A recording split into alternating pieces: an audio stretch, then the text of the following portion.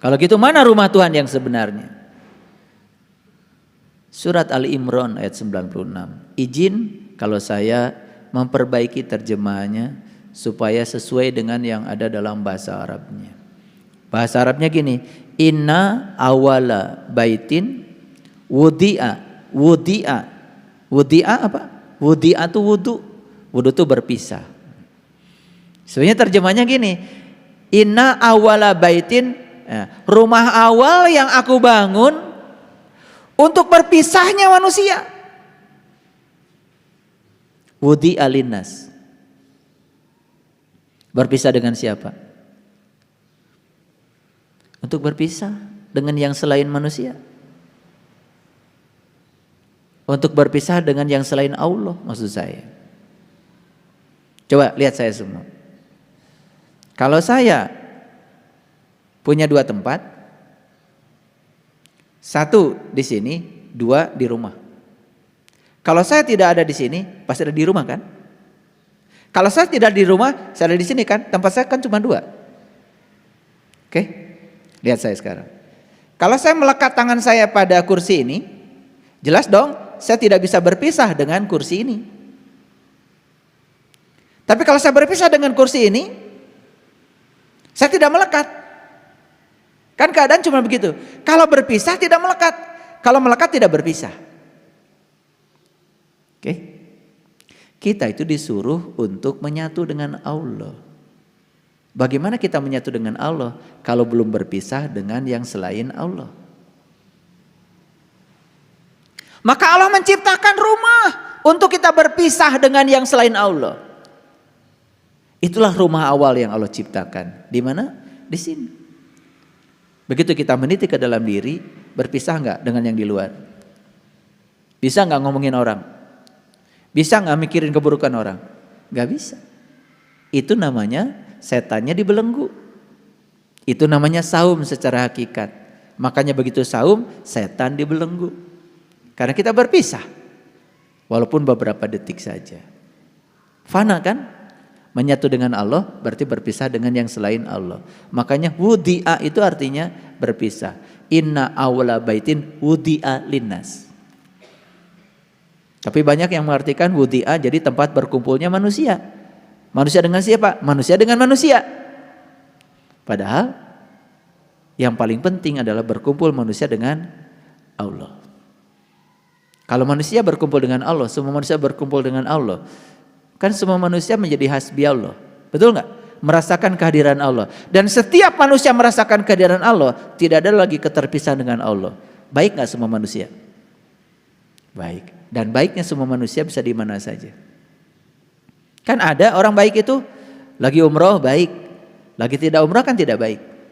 Karena lagi umroh kan ada yang namanya ihram. Jangan berkata dusta. Kita lagi ihram. Nanti kalau sudah selesai, gak apa-apa.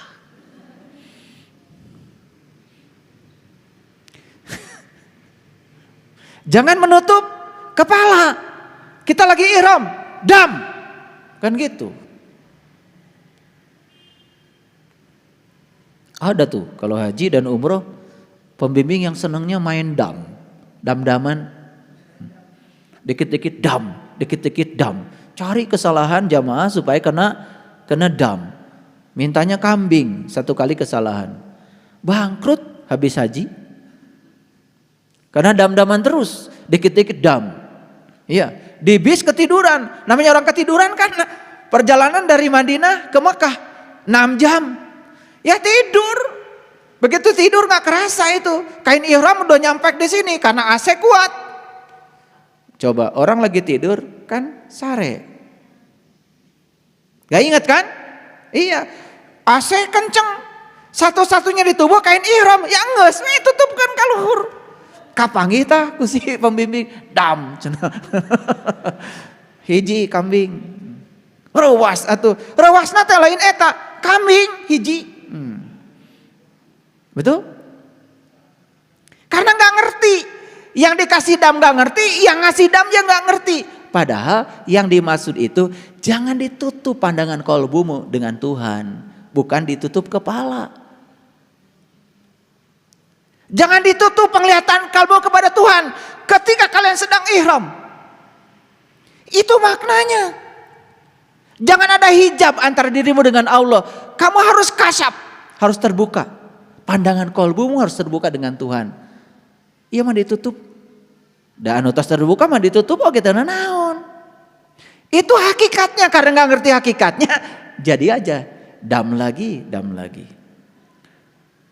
Nyalingit teh beteng, data biasa naik AC, naik mobil bis AC. Di Mekah mobil itu bagus-bagus AC-nya. Bayangkan orang kampung nyalingit beteng, ingat PPO. Kapanggih aku pembimbing, iya wangi ti mana? Aduh, ya, lumayan hiji domba. Dam. Karena esensinya nggak ngerti. Jadi murni semua itu adalah aspek fisik. Nggak ngerti. Kenapa muternya 7 kali? Kenapa harus dari Hajar Aswad?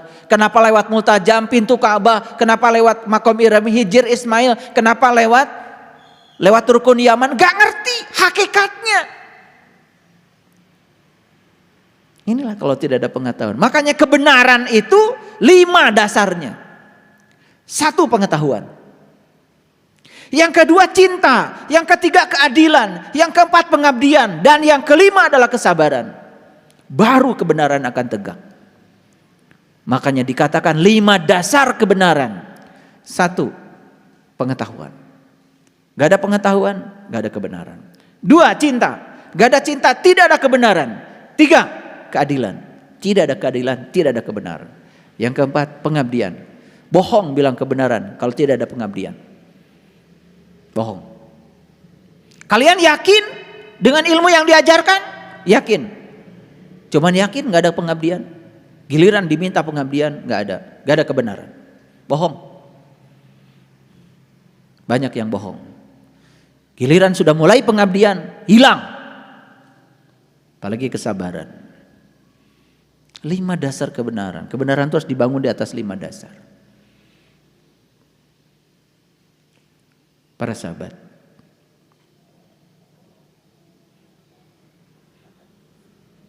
Jadi rumah awal yang diciptakan Allah untuk berpisahnya manusia. Berpisah dengan apa? Nih berpisah dengan ini. Gimana caranya? Meniti ke dalam diri. Begitu kita meniti ke dalam diri, mengasingkan diri ke dalam, betul nggak kita berpisah? Di mana kita berpisah? Di sini. Ada apa di situ? Tempat tersembunyi yang diberkahi. Betul? Betul? Begitu meniti ke dalam diri, init bari cicing milang pah tengah lengkah. Berpisah dengan yang di luar, apa yang terjadi? Kita menuju Bakah al-Mubarakah, tempat tersembunyi yang diberkahi. Betul diberkahi di situ? Luar biasa. Yang ada cuma hangat-hangat air mata di situ. Caang baranang. Bubuy bulan, bubuy bulan sangrai bentang.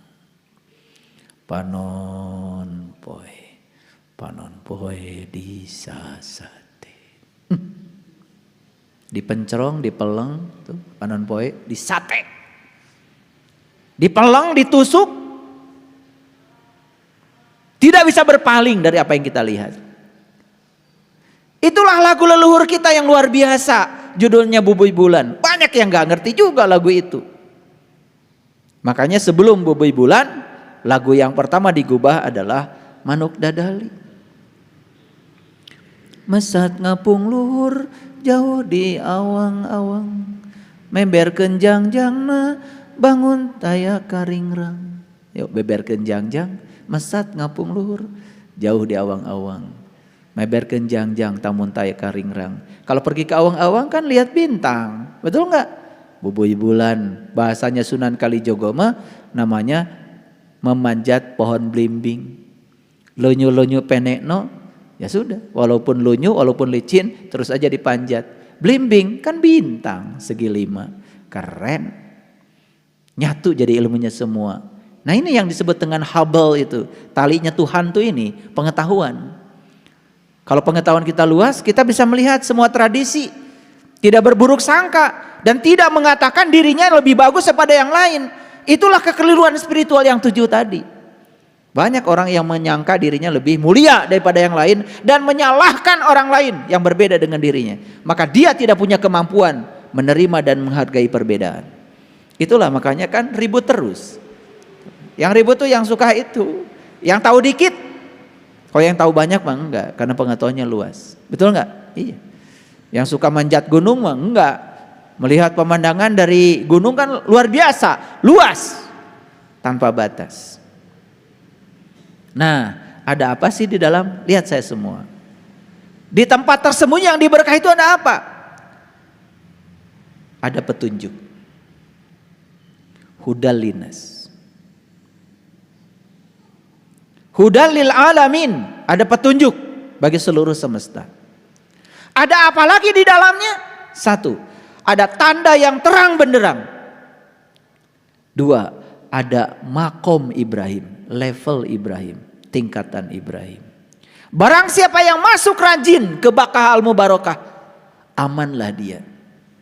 Wa man dakhalahu kana aminan.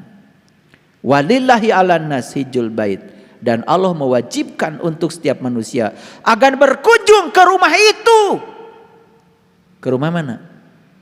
Rumah awal yang Allah ciptakan untuk berpisahnya manusia.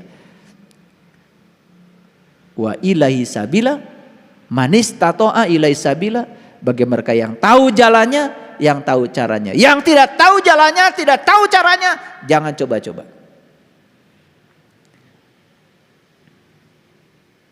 Gitu. Begitu tahu jalannya, tahu kendaraannya, langsung tegar.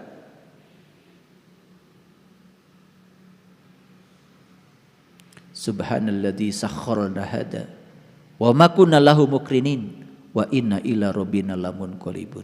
Tuh, doa naik kendaraan. Kendaraannya mana? Nih kendaraannya. Gitu. Kalau naik kendaraan, naik angkot.